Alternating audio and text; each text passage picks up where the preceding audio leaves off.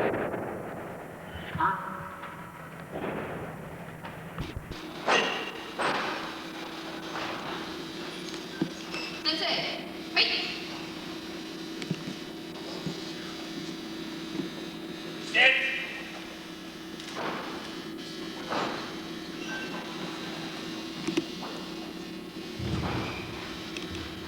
evening. We're going to give you a martial arts demonstration. First thing I'd like to do, we have the time to do it, and we very seldom have the opportunity to. I would like to first of all introduce the young lady that's in front of the class, or the group right now, Ms. Karen Ulmer. Karen Ulmer is national champion and has been with me almost 17 years, fourth degree black belt, which is senior rank in our school. She is very instrumental in developing our competition team and has, I don't know the count, but it's somewhere around 300 trophies in competition. So that's the first person we want to introduce. I'd like to take an opportunity now, because we're at a hometown crowd here, to introduce two-time national champion and the local young lady here, which is Gina Holloway. Would you step forward, Gina? Gina is a U.S. team member, travels internationally for the U.S. team for the last 4 years, and is going to Cairo in October to represent the U.S.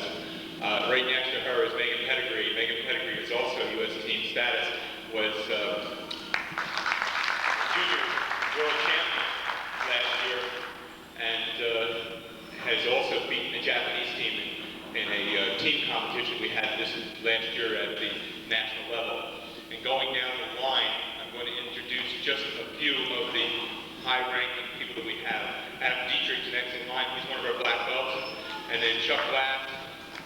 And we have Mr. Walker and Ms. Black. And we're going to go down now. This is Milford Pinckney.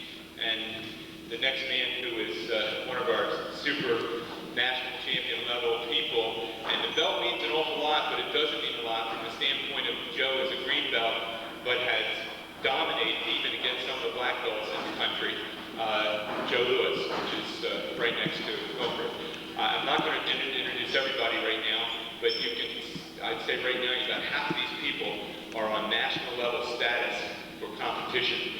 We are a very competitive school. We have a lot of national champions in the school, and we're going to try to give you an idea of some of the things we do on that level.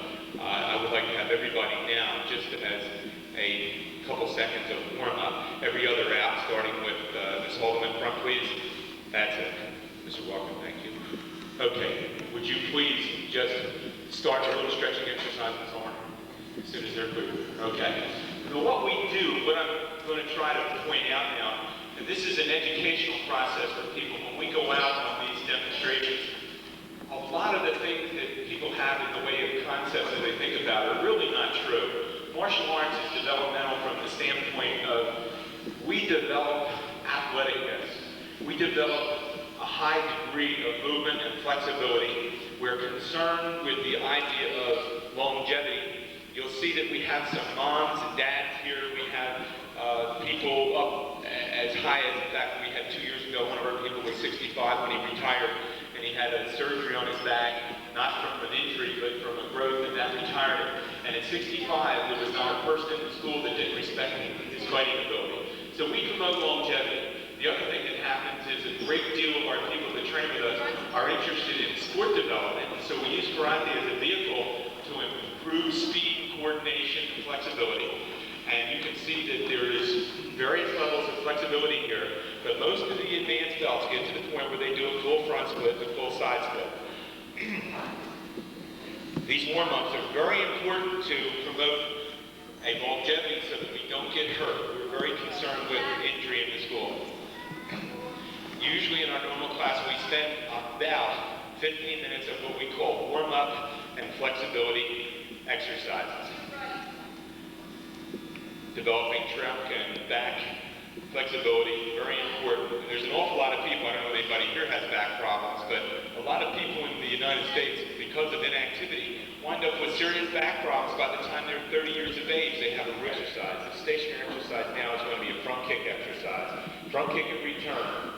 My count.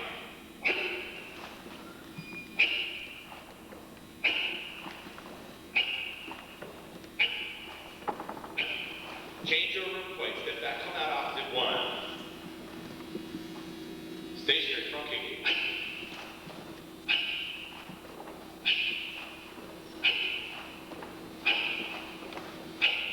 Come in. Change over and place. Stationary punch.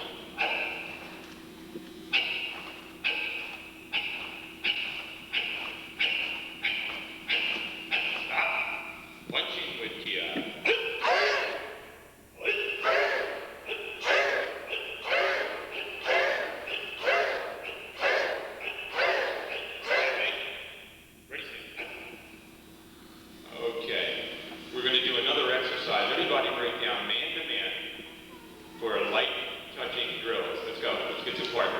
And you can scatter around people. You don't have to be in the same spot now.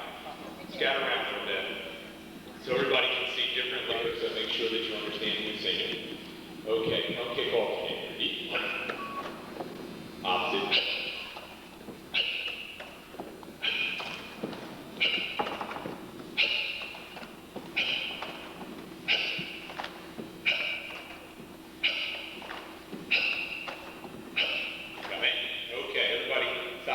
Facing the audience, please. We're going to do alternating back leg round kick with the ball of the foot, light touch. Ready?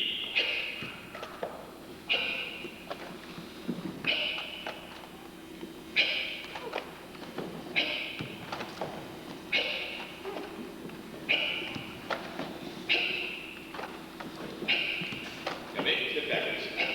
Okay, now and come on back here. Thank you very much. All right, now these are just some basic exercises to let you know that we are very used to touching. We want to work on things. We're not looking for trouble, and we're not carrying any kind of ornament. Okay, now what we're going to do is Karen's going to demonstrate, first of all, front kick. The way it comes up, it cocks up, comes in and out in a very controlled atmosphere. This is the first thing that we work on, and she's doing both head level and body level. Okay, stop. Now, back leg round kick. Going to come around the corner, ball the foot. We just demonstrated this. But this has a devastating effect because of the sneakiness. As it comes around the corner, people are not ready for it. Okay, we must get round kick. Okay, and that's good on. That's going to the facial area. Again, very controlled. We must have a lot of control in what we do. Side kick, basically that's it. Side kick comes from either a shuffle or stationary position. This is a powerhouse. It's an exceptionally strong technique. It's devastating from the standpoint, if it's directed against any part of the body, we want to knock the wind out, or she can knock his head into the corner if she really wants to. Okay, now, we're going to demonstrate some basic punching. Step and punch, front punch. This comes in and is generated, and we couple the energy source of the punch and the step, which gives us a great deal of striking force. It's not uncommon for an advanced level martial artist to have in the neighborhood of 800 pounds of striking force with a punch. World-class people may go up to 1,500, 1,600, 1,700 pounds of striking force. Thank you. Backhand strike. Now, backhand strike is a around-the-corner thing. It's very quick, and this has been measured by scientists as being the fastest hand technique available today. It's exceptionally quick. Look out, Karen, the kid was trying to get you from behind. Watch it. Keep your eyes open. You have to concentrate. These people are sneaky here, you can tell. Okay. The next one we're going to work on is your knife hands, and this directs the energy into a very small area, very devastating, can break a collarbone, break a neck, or if she were to come into the front of the throat, could cause choking, and we only would use that in a serious situation. That's groin striking. We do that a lot in a self-defense situation because we don't necessarily want to hurt our opponent badly, but we want to make sure that we want to get them off. Elbow technique, devastating, incredible power. We never use this in fighting because of the danger. You can hit somebody in the head, fracture a skull, and not even realize you hit them. The power of the elbow is incredible. Thank you. All right, basic blocking. An individual is attacked. The first thing we're concerned with is the facial area. This is Jodan attack. Ready? This covers the face. Return. Now we're doing the middle area. Jodan. This covers the middle body. Go back. And now the gidon, which is lower area. Return. Okay, now we're going to do a blocking counter. This is a head attack and then any counter. On your own. In combination. Thank you. Thank you very much, Val. Okay, the people, would you bring these back down?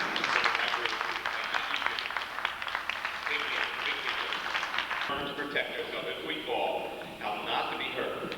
You'll see that they catapult themselves in the air. And you'll see later on I'm going to be doing some basic throws that will be based on the fact of learning how to fall and how not to be hurt, setting yourself into a circular motion. Here is the foot smack. This is the kids out there looking for us again. You're going to be part of this demo, little guy. That's a queer girl. I figured it's always trouble. Always trouble. The girls are always trying to get us. Okay, thank you. All right, that's a basic exercise. Miss Ulmer, would you take somebody for pull-throughs? Pull-throughs on the side, right? What do you want? Oh, this is right there. Okay. Now, this is a basic exercise that to learn and to move on how to do a side break ball. The smacking of the mat absorbs the energy as you go over, and this is very important to try to get that level so that they can smack the hand on a regular basis. And in the beginning, they're a little sloppy, but as they get better, they get very good. Thank you very much, Ms. Ulmer. All right, I'm going to do a few moves, or basic judo moves, and to give you an idea of some of the judo techniques. Everyone's hiding. Anybody hides in the circle? Chuck, did you do something bad yesterday?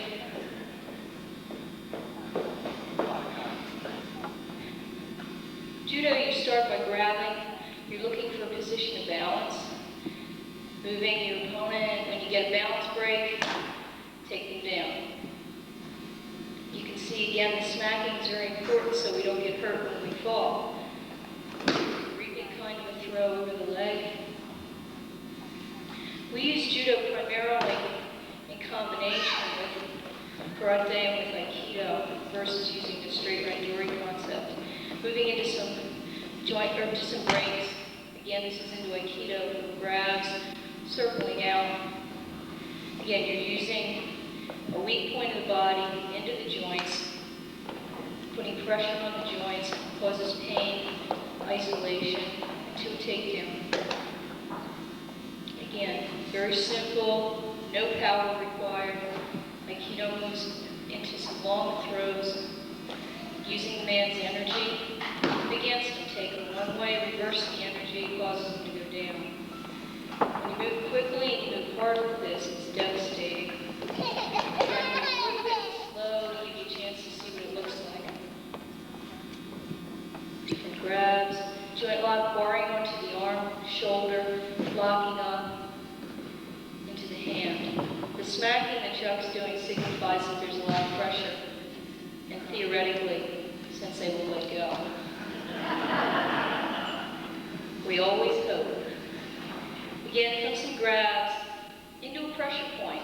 There's nerves all over the body, nerve centers all over the body. And what we do is we apply pressure. It causes pain, immobilization. Okay, moving on to the radial nerve in the arm, into the forearm. There's nerves in there, under the bicep.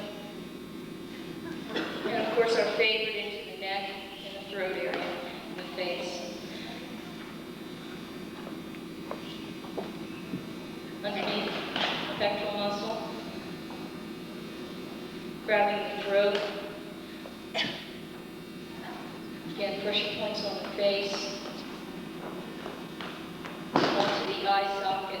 It's not in the eyes correctly, it's pushing on the nerve centers around the eyes.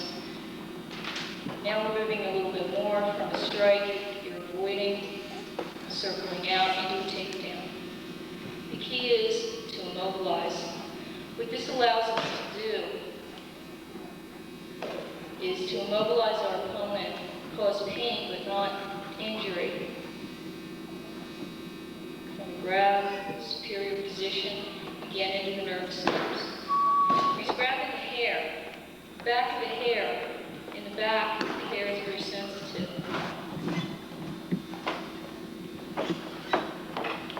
Thank you.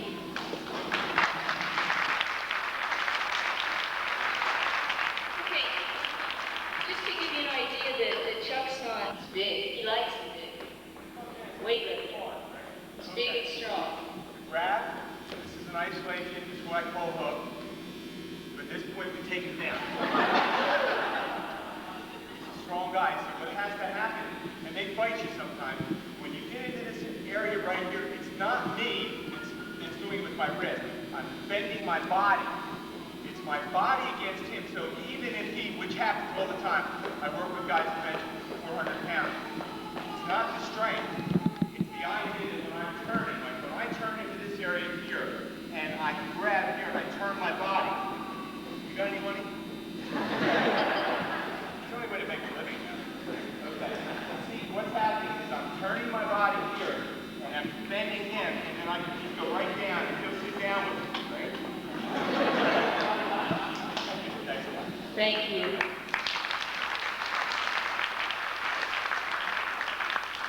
It's refreshing to see someone else get hurt for a change. What happens frequently, and if we do a demonstration, you know, our people are going crazy out here. People, oh, you're going to get, have this magnetic pull. You know, the women chase me everywhere.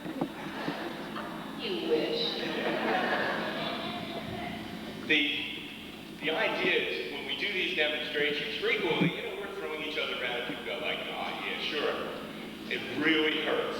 You're in a situation and you start moving, and naturally the people that are used to being hit on here by our people, they will move because they know how bad it hurts. You get somebody out of the audience, they're not sure. The first time you grab them, they go like, oh, I'm not going to go down. All of a sudden they go like, oh my God, he's killing me. Then the next time I do it, they go right away because they don't want to be hurt again. It's very educational, right? Okay. We would like to show you, first of all, one of the most important things in a very competitive area for us is what we call kata. Kata literally means form, and in Japanese, it is an exercise against imaginary opponents, and it gives us, first of all, a competitive area, but more important than that, it gives us a way to judge an individual. We're going to go through various katas. We're going to do a few of them, nice and easy, and very simple, and then we're going to go up to some of the more complex ones. Let's go with Mr. Walker first. Up there, quickly. And as you're told, you get out there real quick. Get in there, Mr. Walker. Let's do hand one. Not on the mat, not on the mat. Off the mat. All the way back. All the way back. Back. Okay, you go. Quickly do that.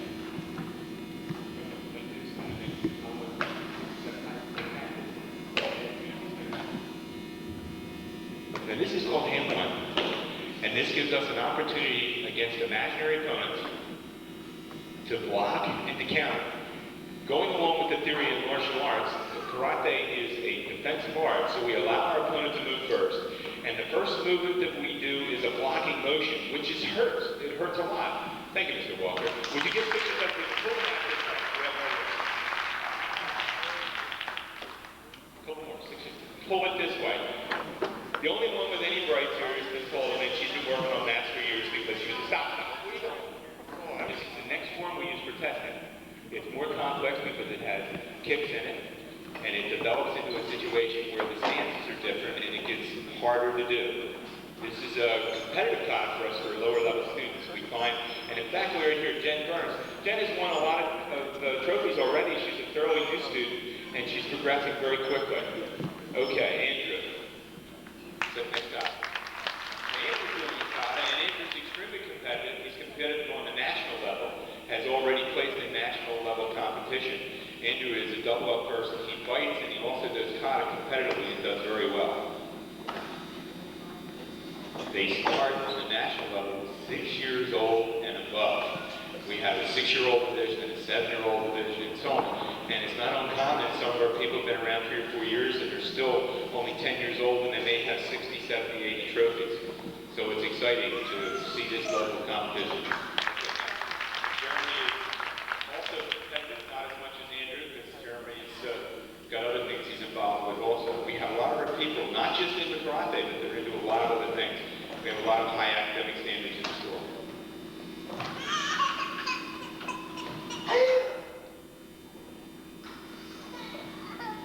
Don't need any critical comments over there.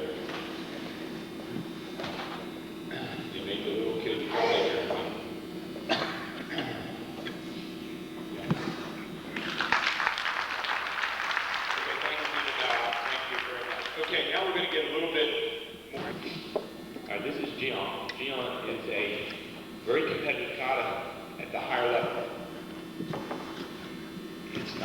complex, but it's very subtle and requires very smooth balance and transferring from one stance to another. Michelle is very competitive. She's on national level. She'll be going to Japan to study for a month in July to represent the U.S. on the Sports Youth for Understanding program. The Bushi on the back, which means warrior, this is our competition team. Most of these people can wear it. It depends on whether or not they have the right top on at the time. Thank you, Michelle.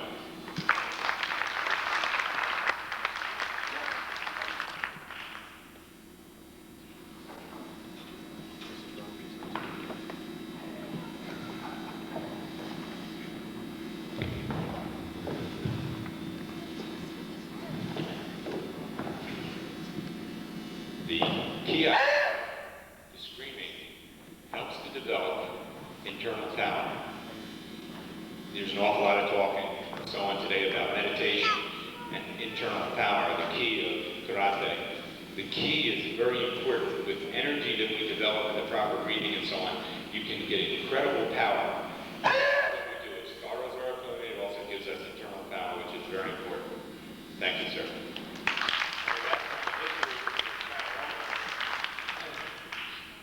Carried on for many years, competed against the men in kata, and has probably 100 more trophies against men until they made rules that they would no longer allow women to compete against the men.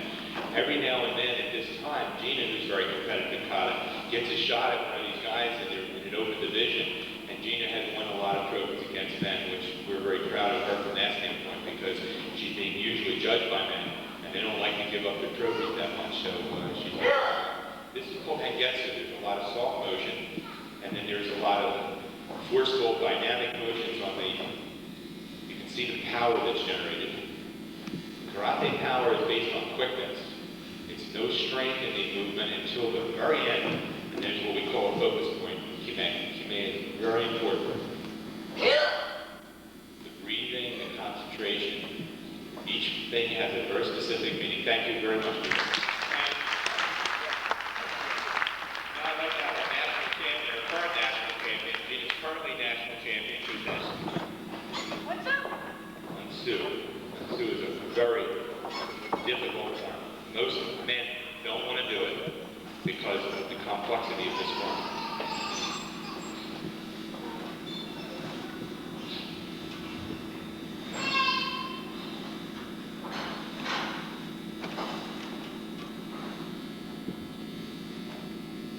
Part movement. The first motion is a block and then a counter.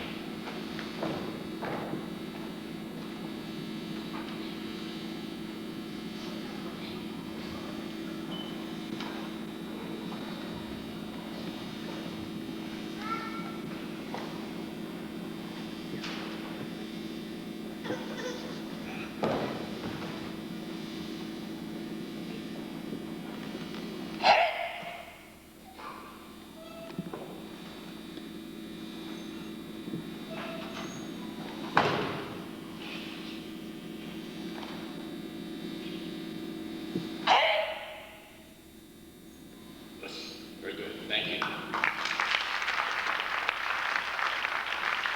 Very, very difficult form because of the jump and it requires a great deal of power, and yet you have to come down and be perfect. All right.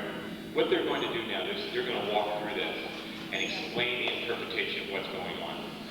The first thing that happens is there's a block. This is done slow for artistic value, but as the attack comes in, it would be very quick. Wait, okay. He times it, there's the block. Now changing direction, same through your feet, not necessarily to do this. Now at this point, he's going to make a movement forward to block a person's kick. That jams the kick. Now I'm going to step forward and actually block a punching technique. At this point, someone's coming from the side. He will step up, do a defensive hand technique while kicking, then strike with an elbow. So that's, needless to say, that person's no longer on threat. Same thing to the opposite side. At this point, the The next movement is a blocking motion and striking motion, and then coming forward with a kick and a strike. That usually will be enough. Most of the techniques of karate are designed to be multiple. In other words, there's 2 or 3 movements. It's a wedging block. Kick, punch, punch. Same thing happens to the opposite side. Kick, punch, punch. Now at this point, coming forward, block, stepping. Let's do it again. You've already done your punch, punch. Now he's walking, because we don't normally do this. Okay, now these are blocks. At this point now, the last block, grabbing the head, striking, thrusting the person away, turning in the opposite direction, and knife hand block, and knife hand block again. Knife hand blocks are explanatory because they penetrate. We take the energy and put it into a small area of the body, and it hurts a great deal.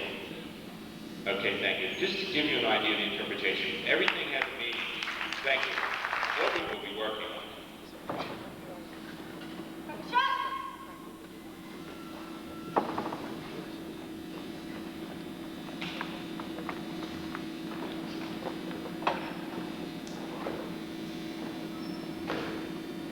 A lot of force in the top. You'll see these soft hand movements are usually parrying blocks.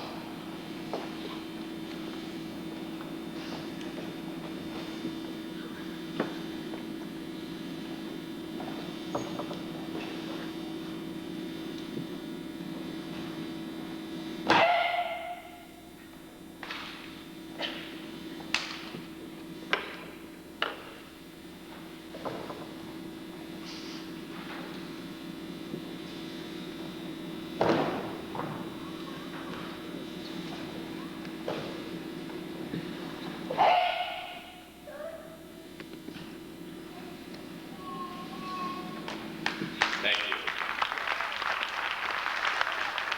And they go back and forth. And what our feeling is about this is our place to make mistakes. If you're going to make mistakes, you want to make mistakes practicing at this level so that it's not something that you have to worry about. You'll see that people will slip, they'll have problems with this or that, the other thing. Your timing may be a little off. But this gives us an opportunity to practice the self-defense concept to find where the distance range is on these people. And that's very important to us.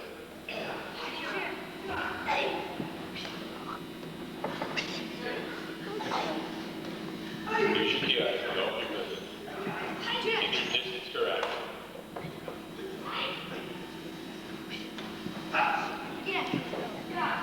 Okay, stop. Good. Balance. Okay, now we'd like to go